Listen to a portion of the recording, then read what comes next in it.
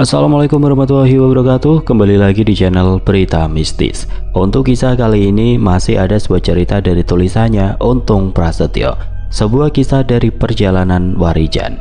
Dan untuk kisah kali ini berjudul Tukang Bakso Korban Guna-Guna. Sebelum kita lanjut ke ceritanya, tekan dulu tombol like video ini dan jangan lupa tekan juga tombol subscribe channel ini. Nyalakan juga lonceng notifikasinya agar tidak ketinggalan cerita-cerita lainnya. Dan seperti apa untuk kisah kali ini? Langsung saja kita masuk ke ceritanya.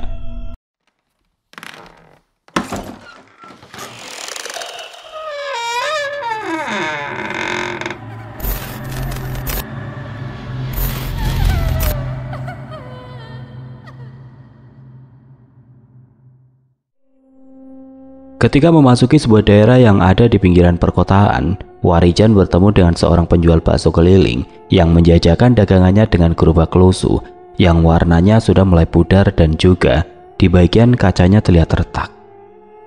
Wajah penjual bakso itu tampak terlihat murung sambil terus memperhatikan orang-orang yang lewat di sekitarnya. Warijan yang merasa tidak tega dengan pedagang bakso yang barang dagangannya masih terlihat banyak itu, lalu menghampirinya dan memesan satu mangkok bakso. Mengetahui jika ada orang yang membeli dagangannya itu, pedagang bakso yang usianya masih muda itu tampak kembali bersemangat. Dengan ramah dia melayani Warijan yang penampilannya berbeda dari orang-orang yang lewat di pinggir jalan raya tersebut. Warijan duduk di bangku plastik kecil yang tersedia di dekat gerobak bakso. Aroma kuah kaldu yang hangat segera menguar saat penjual itu mulai menuangkan bakso ke dalam mangkok. Sesekali pemuda yang berjualan bakso itu melirik ke arah Warijan, seakan ingin berbicara namun ragu untuk memulai. Sambil menunggu, Warijan memperhatikan keadaan sekitar.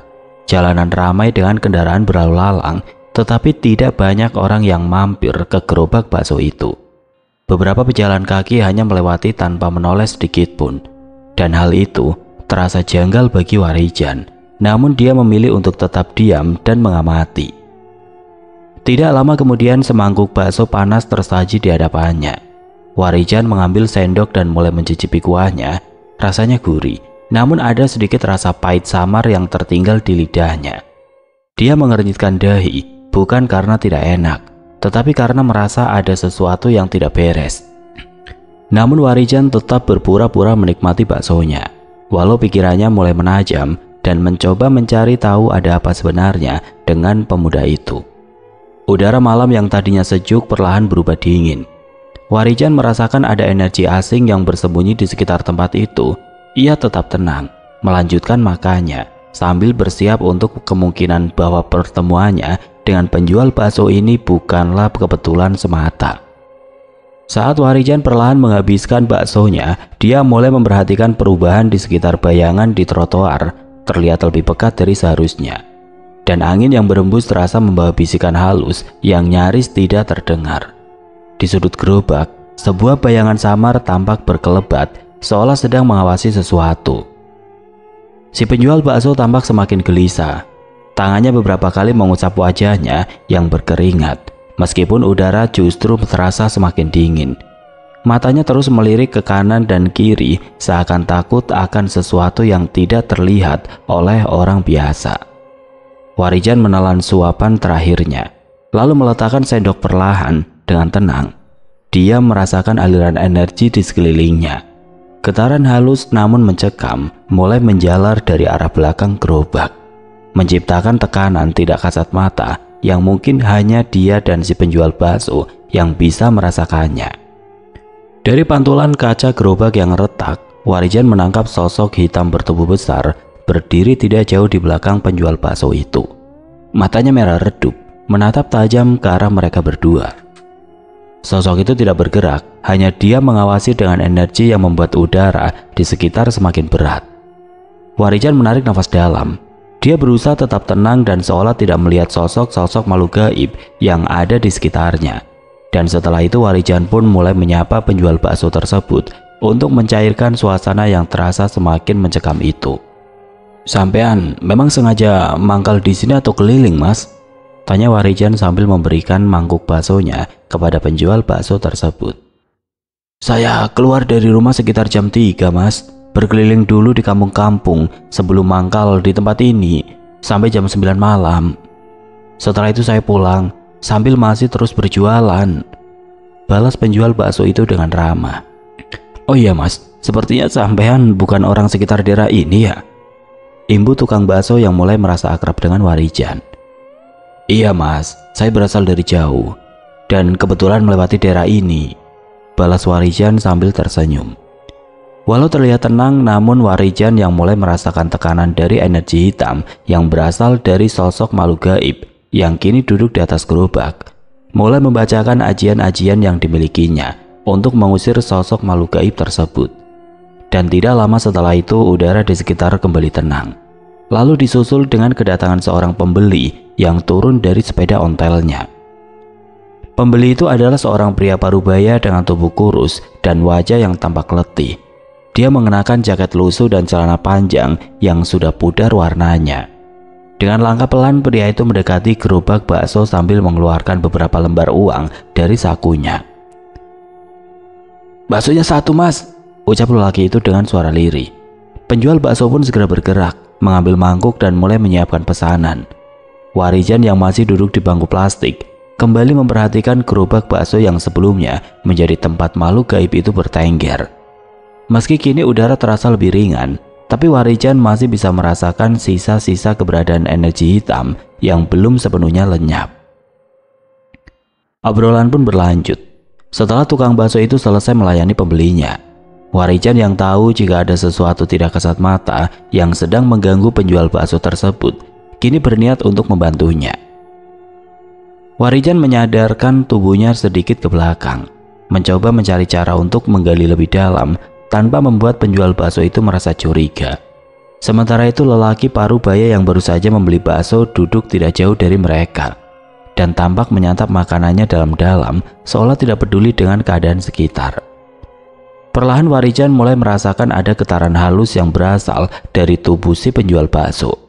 Bukan hanya kelelahan akibat bekerja seharian, akan tetapi ada sesuatu yang lebih dalam yang terlihat seperti sebuah tekanan batin yang berat. Tatapannya terkadang kosong dan gerakannya sedikit tertahan seperti orang yang tengah menanggung beban karena gangguan dari makhluk yang tidak kasat mata. Saat Warijan menajamkan mata sejenak, dia kembali menangkap sisa-sisa energi hitam yang mengambang di sekitar gerobak. Energi itu tidak lagi sepekat sebelumnya, tetapi masih cukup kuat untuk mempengaruhi pemiliknya.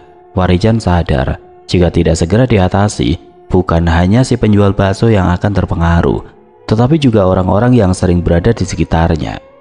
Warijan menggeser duduknya sedikit lebih dekat. Dengan suara pelan namun penuh makna, dia berkata, "Maaf mas, sampean kok kelihatannya sedang menyimpan banyak beban mas. Maaf loh jika saya lancang. Saya tidak bermaksud apa-apa, hanya saja mungkin saya bisa membantu sampean," ucap Warijan yang membuat penjual bakso itu tersenyum penuh tanda tanya. Namanya juga orang hidup mas, pasti punya persoalan. Tapi kali ini saya merasa ada yang aneh pada diri saya sendiri. Biasanya saya tidak pernah merasa cemas dan mengkhawatirkan sesuatu, balas penjual bakso itu sambil menghela nafas panjangnya. "Oh ya mas, perkenalkan nama saya Daryo," imbu penjual bakso itu sambil mengulurkan tangannya.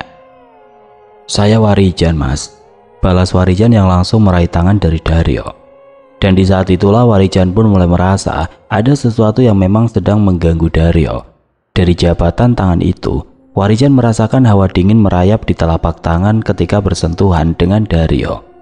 Energi hitam itu terasa seperti duri halus yang menusuk-nusuk kulitnya, menandakan bahwa pengaruh gaib yang menguasai Daryo bukanlah sesuatu yang biasa.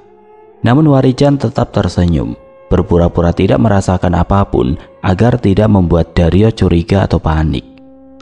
Daryo menarik tangannya perlahan dan kembali menghela nafas.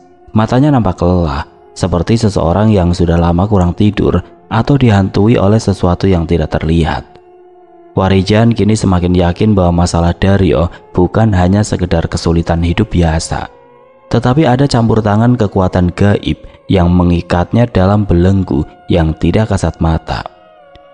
Sambil terus berbicara dengan menceritakan perjalanannya, Warijan mencoba menggali lebih dalam. Dengan tatapan yang tetap bersahabat, Dia memperhatikan setiap gerak-gerik Dario. Aura lelaki itu semakin terasa berat, seperti membawa beban yang sulit dijelaskan dengan kata-kata. Dari sudut matanya, Warijan kembali melihat bayangan samar yang melayang di sekitar gerobak bakso. Makhluk itu tidak lagi duduk di atas gerobak, tetapi kini bersembunyi di balik bayangan tiang listrik yang tidak jauh dari tempat mereka.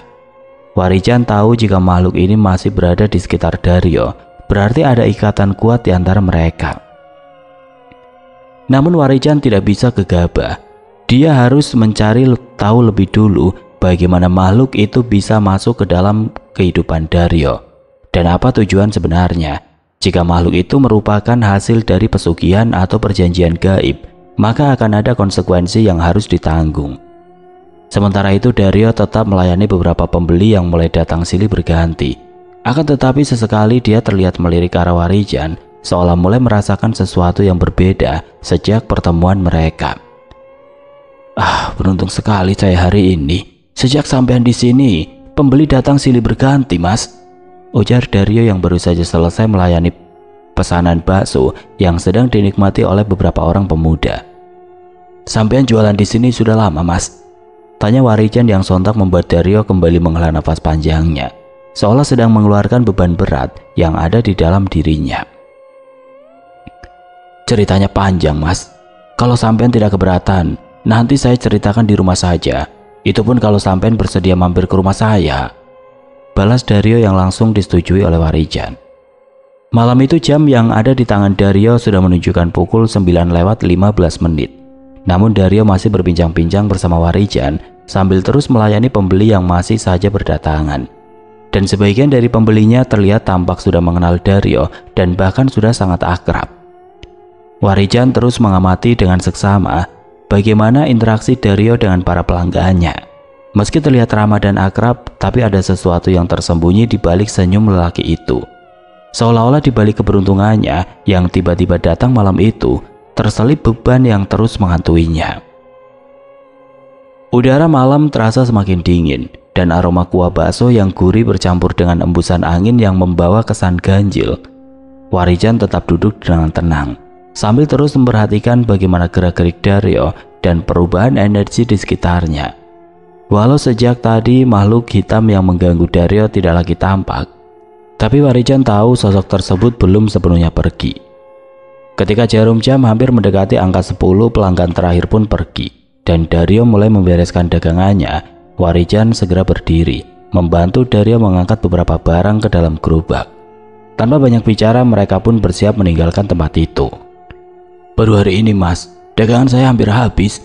Biasanya paling banyak 12 atau 15 mangkok, ujar Dario sambil terus mendorong gerobak bakso tuanya. Sepanjang perjalanan menuju rumah Dario, Warijan tetap waspada. Suasana mulai terasa lebih sunyi ketika mereka mulai memasuki jalan pedesaan yang jarang dilalui kendaraan bermotor. Dan sesampainya di rumah Dario, Warijan dibuat terkejut ketika melihat bangunan rumah penjual bakso itu hanya terbuat dari bilik bambu dengan ukuran yang sangat kecil. Sampean tinggal di sini sendiri, Mas? Tanya Warijan sambil mengedarkan pandangannya. Iya, Mas. Saat ini hanya gubuk ini yang saya miliki. Dan oleh karena itu, istri saya memilih pulang ke rumah orang tuanya dengan membawa 2 anak saya. Balas Dario yang langsung duduk di atas balai bambu yang ada di teras rumah yang masih beralaskan tanah. Maaf, Mas. Kalau pertanyaan saya tadi malah membuat sampean kembali sedih. Balas Warijan yang langsung duduk di samping Dario. Beberapa bulan yang lalu, saya masih memiliki rumah, sepeda motor, dan sebuah warung bakso yang saya sewa, Mas. Tapi semua itu habis terjual, ujar Dario dengan tatapan kosong yang memandang ke arah langit malam yang terlihat cerah. Maaf kalau saya lancang, Mas. Tapi saat ini, saya merasakan ada energi negatif dari dalam diri sampean. Selain itu ada makhluk tidak kasat mata yang terus mengikuti sampean dan membuat dagangan sampean sepi. Balas Warijan yang tentunya membuat Dario terkejut mendengarnya. Mendengar hal itu, Dario pun hanya terdiam. Wajahnya menunjukkan keterkejutan sekaligus rasa ketakutan. Dia menghela nafas panjang, seolah sedang berusaha mencerna kata-kata Warijan. Matanya tampak berkaca-kaca, namun dia berusaha menahan emosinya. Warijan tahu beban yang ditanggung lelaki ini bukan sekedar kesulitan ekonomi, tetapi juga sesuatu yang berasal dari dunia gaib. Angin malam bertiup pelan, menggesek dedaunan di sekitar gubuk kecil itu. Warijan bisa merasakan bahwa energi gelap yang mengganggu Dario masih ada di sekitar mereka. Meski samar, jejak keberadaannya masih terasa mengintai dari kejauhan. Setelah beberapa saat terdiam, Dario akhirnya mulai membuka suara. Suaranya berat dan penuh penyesalan. Perlahan dia mulai menceritakan bagaimana kehidupannya berubah drastis dalam beberapa bulan terakhir. Dia mengaku dulu usahanya berjalan lancar, rumah tangganya harmonis, dan dia tidak pernah kekurangan. Namun semua mulai berubah dan entah apa sebabnya, pelanggan semakin sepi. Warungnya tiba-tiba terkena musibah dan akhirnya tutup. Bahkan keluarganya pun ikut hancur. Warijan mendengarkan dengan seksama, sambil sesekali mengangguk mengerti. Dari cerita itu dia semakin yakin bahwa ada sesuatu yang memang berniat untuk menghancurkan kehidupan Dario. Entah itu perbuatan seseorang yang iri kepadanya atau merasa sakit hati kepada Dario. Warijan menghela nafas dalam, mencoba meresapi setiap kata yang telah diucapkan oleh Dario. Dia bisa merasakan betapa dalam luka batin lelaki itu dihantam oleh nasib buruk yang datang bertubi-tubi. Namun Warijan tahu ini bukan sekedar kebetulan atau ujian hidup biasa, tapi ada kekuatan gelap yang bekerja di balik semua kejadian yang menimpa Dario. Dari pengamatannya, Warijan bisa melihat bahwa aura Dario dikelilingi oleh selubung energi hitam yang pekat, seperti rantai tidak kasat mata yang mengikatnya dalam kesialan. Energi ini tampak menghisap semangat dan keberuntungan Dario hingga membuatnya jatuh dalam keterpurukan yang tiada henti. Di sekeliling rumah bambu yang reot itu, Warijan mulai merasakan kehadiran makhluk-makhluk tidak kasat mata yang sedang mengintai. Mereka tidak hanya sekedar ada, tetapi seolah menertawakan penderitaan Dario dan menikmati kesengsaraan yang sedang dialaminya. Beberapa dari mereka bergerak gelisah di sudut-sudut gelap, berusaha menghindari sorotan batin Warijan yang semakin tajam. Angin malam berembus lebih kencang, membawa bisikan halus yang nyaris tidak terdengar. Tapi Warijan bisa merasakan getaran halus dari makhluk yang lebih besar, yang tampaknya menjadi sumber utama dari segala kesialan ini. Dia tidak hanya sekedar mengawasi, tetapi juga menanamkan ketakutan dan keputusasaan dari dalam diri Dario, dan membuatnya semakin lemah dan tidak berdaya.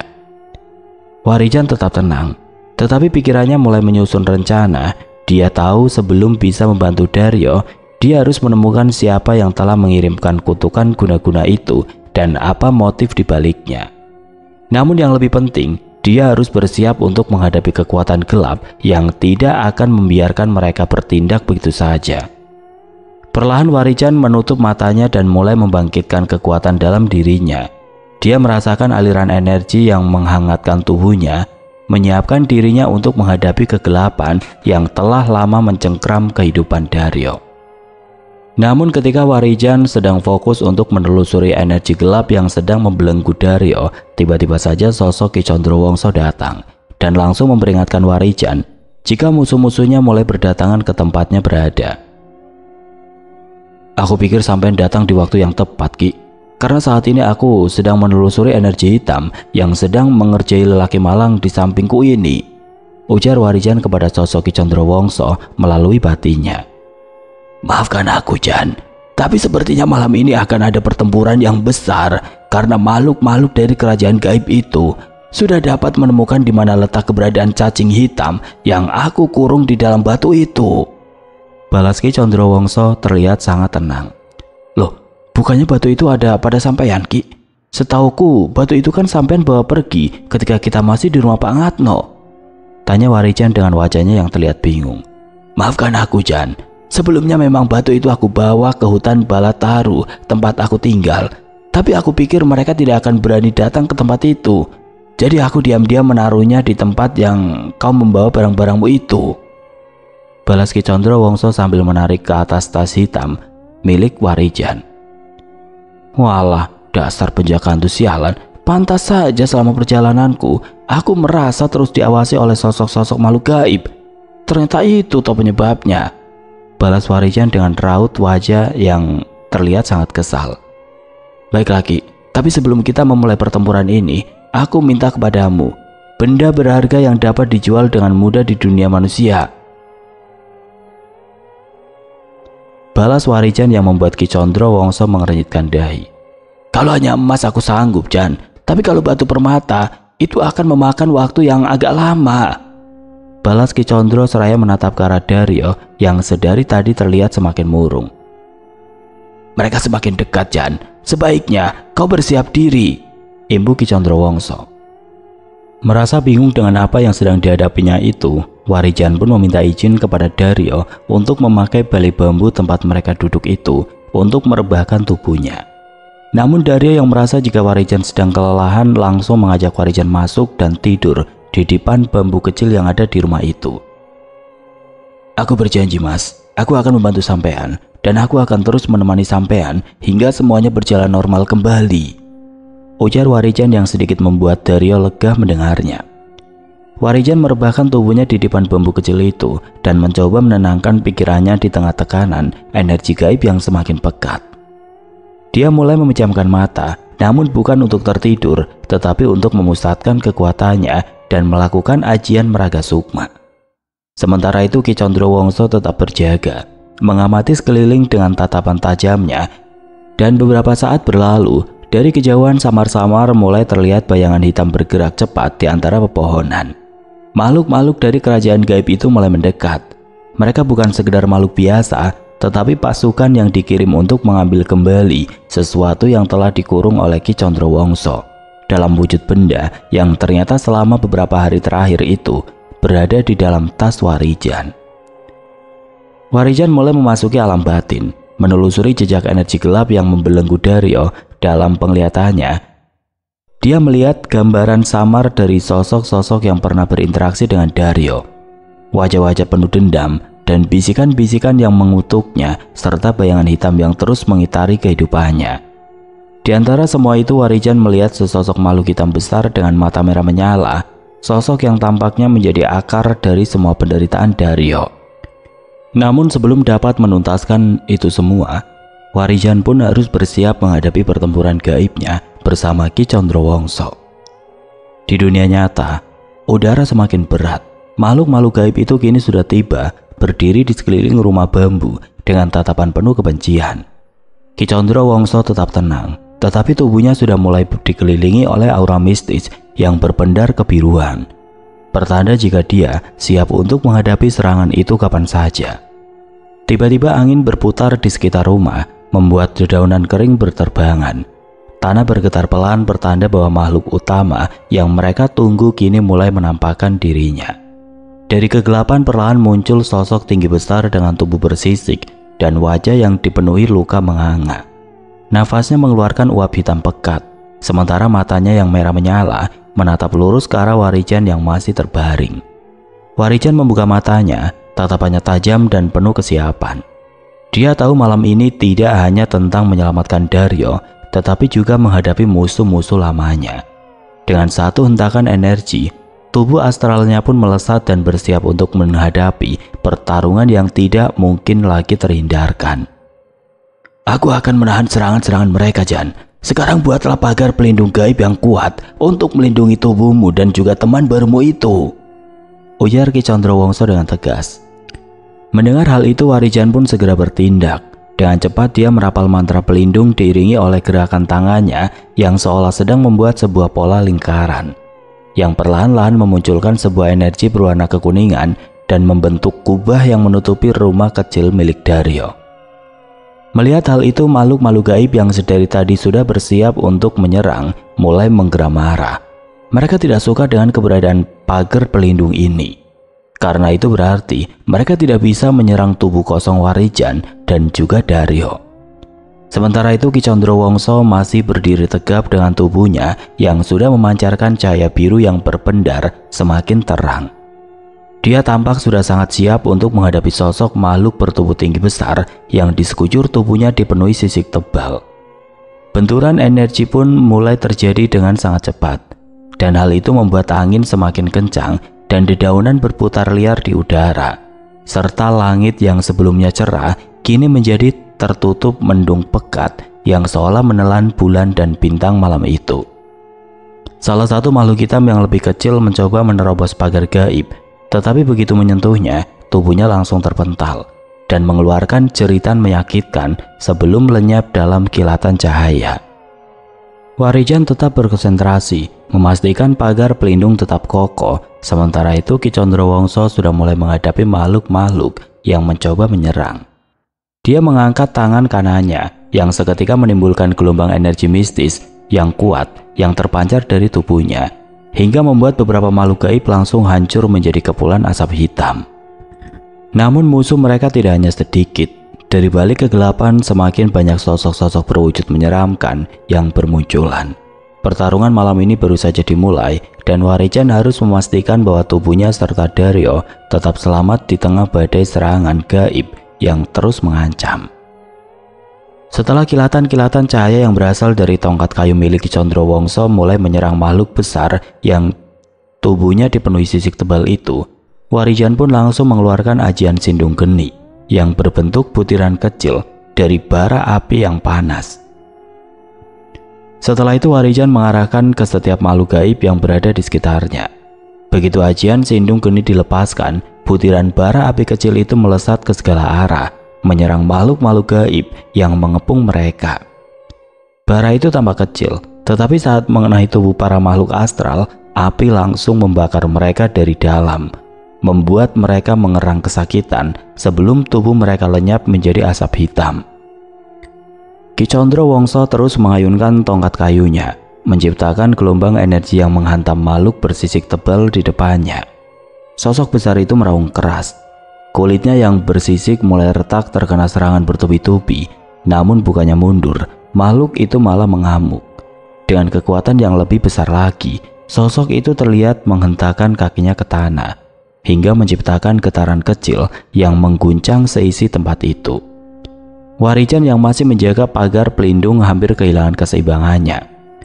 Namun dengan sigap dia melompat ke udara dan kembali merapal mantra untuk memperkuat perlindungan. Walau sudah banyak makhluk-makhluk gaib yang hancur oleh ajian Sindung Geni, namun makhluk-makhluk lain semakin banyak berdatangan, hingga memenuhi area sekitar rumah Dario. Udara semakin pekat dengan aura hitam yang menyesakan. Sementara langit yang tadi hanya gelap, kini berubah menjadi merah keunguan, tanda bahwa energi gaib yang sedang dilepaskan di tempat itu sangat besar. Sementara itu makhluk bersisik tebal yang menjadi pemimpin mereka masih bertahan meski tubuhnya sudah penuh luka. Dia menatap Ki Condrowongso dengan tatapan penuh kebencian. Lalu mengangkat kedua tangannya seketika, energi hitam pekat mulai berkumpul di atasnya, membentuk bola api berwarna gelap yang berputar dengan kecepatan tinggi. Mengetahui hal itu, Ki Condrowongso pun langsung meningkatkan energinya.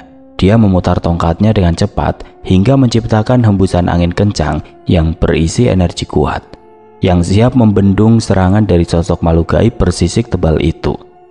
Ledakan cahaya pun terjadi. Hal itu membuat sebagian besar makhluk gaib lainnya terbakar habis. Mengetahui jika serangan mereka telah dapat dipatahkan oleh Warijan dan juga Ki Condrowongso, makhluk-makhluk gaib yang berniat membebaskan tuannya yang sedang dibelenggu dalam batu hitam itu langsung pergi meninggalkan medan pertempuran. Dan tentunya hal itu pun membuat Warijan merasa lega, karena dia tahu jika dia harus segera membantu Dario agar terlepas dari jerat makhluk gaib yang membelenggunya dalam kesialan. Warijan yang masih berwujud sukma segera mendekati Dario yang sudah tertidur pulas di dalam rumahnya. Walau sempat merasa ketakutan dengan keadaan di sekitarnya yang tiba-tiba mencekam, namun akhirnya Dario dapat terlelap. Walau hati dan pikirannya sedang tidak baik-baik saja kala itu. Ki Condrowongso berdiri tegak di sisi Warijan, menatap ke arah Dario dengan tatapan tajam serta raut wajah yang tampak mengerikan akibat rasa marahnya. "Keluarlah kau makhluk rendahan, atau aku akan membakarmu di dalam tubuh orang ini, lalu mencari majikanmu itu," ujar Ki Condrowongso dengan tongkat di tangannya yang semakin berpendar terang. Mendengar hal itu, sosok makhluk bertelinga runcing dengan wajah yang tergambar menyeramkan seperti topeng leak, yang memiliki dua taring panjang dengan wajah yang terlihat sangat merah itu, lalu keluar dari dalam tubuh Dario.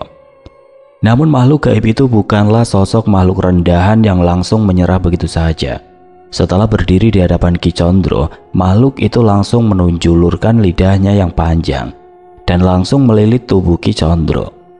Tapi itu bukanlah apa-apa bagi makhluk gaib seperti Ki Condrowongso yang memiliki kesaktian tinggi dan juga kekuatan besar. Walau tanpa gerakan yang terlihat, Ki Condrowongso langsung menarik lidah panjang dari sosok makhluk gaib itu dan melemparnya dengan kekuatan penuh. Tubuh makhluk hitam yang memiliki wajah sangat mengerikan itu pun kembali ke tanah setelah membentur pagar pelindung gaib yang tadi dibuat oleh Warijan. Dan di saat itulah Ki Condro langsung memaksa makhluk gaib kiriman itu untuk menunjukkan siapa orang yang telah menyuruhnya. Makhluk bertelinga runcing itu menggeram marah. Tubuhnya yang bersisik hitam mengeluarkan uap pekat seolah hendak melepaskan diri dari cengkraman energi Ki Condrowongso. Namun kekuatan Ki Condrowongso bukanlah sesuatu yang bisa diremehkan. Dengan sekali hentakan tongkatnya, cahaya keemasan membungkus tubuh makhluk itu hingga membuatnya merintih kesakitan. "Jangan coba-coba melawan, atau kau hanya akan semakin tersiksa," ujar Ki Condrowongso dengan suara yang menggelegar. Warijan yang masih dalam wujud sukma memperhatikan dengan seksama. Dia tahu makhluk semacam ini tidak akan mudah berbicara, kecuali jika tekanan yang diberikan sudah benar-benar membuatnya tidak berdaya. Merasa jika makhluk itu tidak juga kunjung menjawab, Ki Condrowongso langsung memberi tekanan yang hebat hingga membuat makhluk itu menggeliat kesakitan. Matanya yang merah menyala kini penuh ketakutan. Dia tahu jika dirinya sudah tidak bisa kabur dari cengkraman Ki Condrowongso. Dengan suara serak dan penuh kebencian, ia akhirnya berbicara. "Tuhan kami tidak akan membiarkan ini berakhir begitu saja," ujar sosok tersebut dengan suaranya yang masih bisa menggetarkan udara di sekitarnya. "Tapi aku akan memberitahu kalian jika kalian bisa membebaskanku. Aku tidak akan pernah tawar-menawar dengan makhluk kotor sepertimu. Jika kau tidak memberitahu, maka aku akan cari majikanmu itu, walau ke lubang semut sekalipun," balas Ki Condrowongso dengan sangat tegas. Dengan satu gerakan cepat, Ki Condrowongso menancapkan ujung tongkatnya ke tanah, menciptakan pusaran energi yang langsung menyelimuti tubuh makhluk itu. Sosok itu berteriak keras hingga membuat tubuhnya bergetar hebat, dan perlahan-lahan rahasia yang dipegangnya erat pun mulai terbuka. "Baiklah Ki, aku akan menunjukkan orang itu.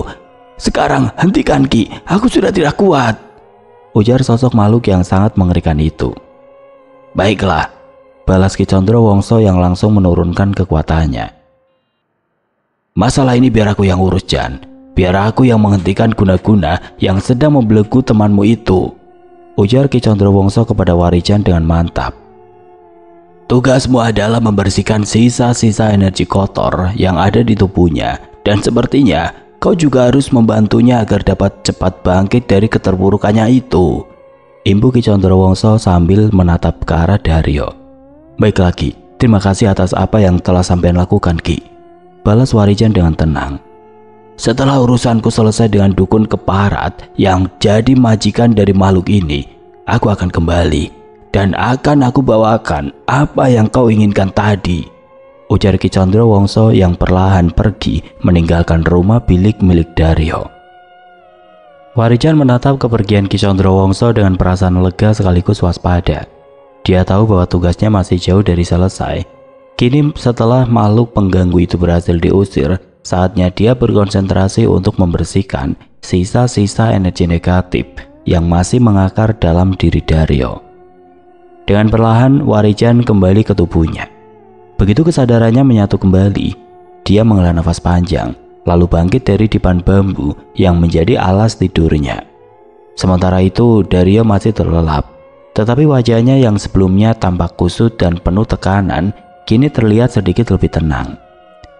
Warijan duduk bersila di dekatnya, menutup mata, lalu mulai membacakan doa-doa serta mantra pembersihan. Tangan kanannya bergerak perlahan di atas tubuh Daryo, mengikuti aliran energi yang ada di dalam dirinya. Tidak lama kemudian dari tubuh lelaki itu muncul asap tipis berwarna kehitaman yang berasal dari sisa guna-guna yang selama ini membelenggunya. Setelah beberapa saat, tubuh Dario mulai bereaksi. Nafasnya menjadi berat, keringat dingin membasahi dahinya, dan wajahnya tampak meringis kesakitan. Akan tetapi Warijan terlihat tetap tenang dan melanjutkan mantranya dengan penuh keyakinan. Dia tahu bahwa proses ini akan sedikit menyakitkan bagi Dario, tetapi jika dia tidak menuntaskannya sekarang, sisa energi hitam itu bisa kembali menjeratnya. Asap hitam yang keluar dari tubuh Dario semakin banyak, berputar-putar di udara sebelum akhirnya menghilang. Setelah itu Warijan membuka matanya dan menatap sahabat barunya itu yang kini mulai menggeliat dalam tidurnya. Tidak lama kemudian Dario terbangun. Dia memegang kepalanya seolah baru saja mengalami mimpi yang sangat buruk. Tatapannya penuh kebingungan saat dia melihat Warijan yang masih duduk di dekatnya. "Apa yang terjadi, Mas?" gumamnya dengan suara lemah. "Semua sudah berlalu, Mas, dan sekarang sampean harus bersiap untuk bangkit kembali," balas Warijan dengan tenang. Dario masih belum sepenuhnya mengerti apa yang terjadi, tetapi tubuhnya terasa lebih ringan, seolah beban yang selama ini menghibitnya perlahan mulai terangkat. Dia menghela nafas panjang dan menatap Warijan dengan penuh rasa syukur. "Sekarang sebaiknya sampean tidur lagi saja, Mas, supaya besok pagi tubuh sampean kembali segar," ucap Warijan yang langsung disambut anggukan kepala oleh Dario. "Maaf ya, Mas, saya tidak bisa memberikan hidangan apa-apa," balas Dario dengan wajahnya yang terlihat sangat lelah. "Tidak apa-apa, Mas, saya juga mau tidur, badan saya juga terasa lelah," ucap Warijan yang langsung kembali ke arah dipan bambu kecil di rumah itu. Tidak lama berselang, Ki Condrowongso pun kembali mendatangi Warijan. Wajahnya yang semula terlihat dipenuhi amarah, kini tampak biasa, layaknya seorang kakek dengan rambut yang tengah memutih. "Biar batu itu aku bawa, Jan. Setelah kekalahan mereka malam ini, sepertinya mereka akan kembali datang. Dan biar aku selesaikan semuanya di hutan Balataru," ujar Ki Condrowongso. Setelah Warijan memberikan batu hitam yang menjadi tempat terkurungnya sosok makhluk gaib yang menginginkan anak dari Mas Bambang, Ki Condro pun langsung memberikan sebuah cincin emas yang dari bentuknya terlihat sangat mewah. Melihat itu Warijan pun dibuat terkesima. Dia tidak menyangka jika Ki Condro benar-benar membawakan apa yang dia inginkan malam itu. "Sampaikan kepada temanmu itu, Jan, jika nanti dia telah mendapatkan lagi keberuntungannya, minta dia untuk mengembalikan cincin emas itu," ujar Ki Condro dengan tegas. "Aku mengerti, Ki. Walaupun bentuknya tidak sama, tapi yang penting beratnya sama kan?" balas Warijan sambil tersenyum. "Benar, Jan. Kalau begitu sekarang aku pamit dulu. Aku akan kembali ke hutan Balataru untuk menunggu makhluk-makhluk keparat itu datang membebaskan pangerannya," ucap Ki Condrowongso yang perlahan menghilang dari pandangan mata batin Warijan. Keesokan harinya Dario yang terbangun lebih dulu pun terlihat sudah menyiapkan sarapan untuk Warijan. Pagi itu dia merasa lebih tenang dan lebih percaya diri lagi dalam menghadapi kerasnya kehidupan. Wajahnya terlihat segar dengan senyum yang mengembang. Warijan yang tahu jika Dario kini sudah terbebas dari jerat makhluk gaib yang terus memberinya kesialan itu, merasa sangat senang. Dan pagi itu, Warijan memberikan sebuah cincin emas kepada Dario untuk modal usahanya. "Maaf, Mas, sepertinya aku tidak bisa nerima itu. Saya ini orang yang baru sampean kenal, sepertinya tidak pantas jika sampean memberikan bantuan besar itu kepada saya," ujar Dario dengan wajahnya yang terlihat terharu dengan kebaikan yang telah dilakukan oleh Warijan. "Ini bukan pemberian, Mas, tapi saya meminjamkannya untuk sampean. Jika suatu saat nanti usaha sampean kembali bangkit, sampean belikan cincin emas dengan berat yang sama," balas Warijan sambil memberikan cincin emas yang dibawakan oleh Ki Condrowongso. "Sampean harus membeli gerobak baru supaya pelanggan sampean merasa lebih puas lagi, Mas," imbu Warijan dengan wajahnya yang terlihat sangat tulus. "Tapi Mas, apa yang sebenarnya telah terjadi pada diri dan keluarga saya? Kenapa usaha saya yang begitu baik dan sudah berkembang bisa langsung hancur hanya dalam hitungan waktu yang singkat, Mas?" tanya Dario yang berusaha untuk tetap tidak menerima apa yang telah diberikan oleh Warijan. "Semua itu sudah digariskan Gusti, Mas. Itu adalah takdir kehidupan yang harus sampean jalani, karena pastinya Gusti Kang Maha Agung akan memberikan cobaan yang pasti dapat dilalui oleh kita sebagai makhluknya. Balas Warijan menjelaskan. Apa benar saya ini sudah terkena guna-guna, Mas? Tanya Dario dengan wajah yang sangat serius. Benar, Mas, tapi semua itu sudah hilang. Dan saat ini di dalam tubuh sampean tidak ada lagi energi hitam yang mengganggu, baik itu dalam hal usaha maupun hal lainnya. Jawab Warijan dengan tenang. Lalu siapa yang tega melakukan hal itu kepada saya, Mas? Tanya Dario lagi dengan wajah penasaran. Sudahlah, Mas, kalaupun sampean tahu siapa yang telah mengerjai sampean dengan guna-guna ilmu hitam, itu hanya akan menimbulkan permasalahan yang lain, Mas. Sebaiknya sampean ikhlas dan menerima apa yang telah diperbuat oleh orang itu, Mas. Biar karma yang akan membalas orang itu di kemudian hari. Pungkas Warijan yang membuat Dario diam sambil menganggukkan kepalanya. Setelah menerima cincin emas tersebut, Dario pun langsung mengajak Warijan untuk ke pasar kota, dan setelah menjualnya, Warijan meminta Mas Dario untuk membelikan barang-barang yang dia butuhkan untuk berjualan. Rasa haru pun terlihat di wajah Dario. Dia tidak menyangka jika akan bertemu dengan orang yang memiliki hati tulus dan kepedulian tinggi seperti Warijan. Dan setelah beberapa hari membantu Dario menyiapkan semua barang untuk keperluan dagangannya, Warijan pun berpamitan kepada Dario untuk melanjutkan laku lampahnya. Ingat, Mas, teruslah berbuat baik kepada siapapun, karena pada dasarnya kebaikan itu akan kembali lagi ke diri kita. Ucap Warijan sambil menjabat erat tangan Dario. Iya, Mas, sekali lagi aku ucapkan terima kasih, dan tentunya aku akan menunggumu kembali, Jan. Balas Dario yang tanpa sadar menitikkan air matanya.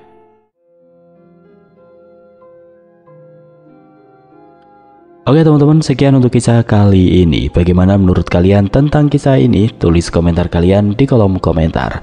Dan buat teman-teman yang baru bergabung, jangan lupa untuk like, komen, share, serta subscribe channel ini. Dan nantikan kisah-kisah horor berikutnya tetap di channel Berita Mistis. Wassalamualaikum warahmatullahi wabarakatuh.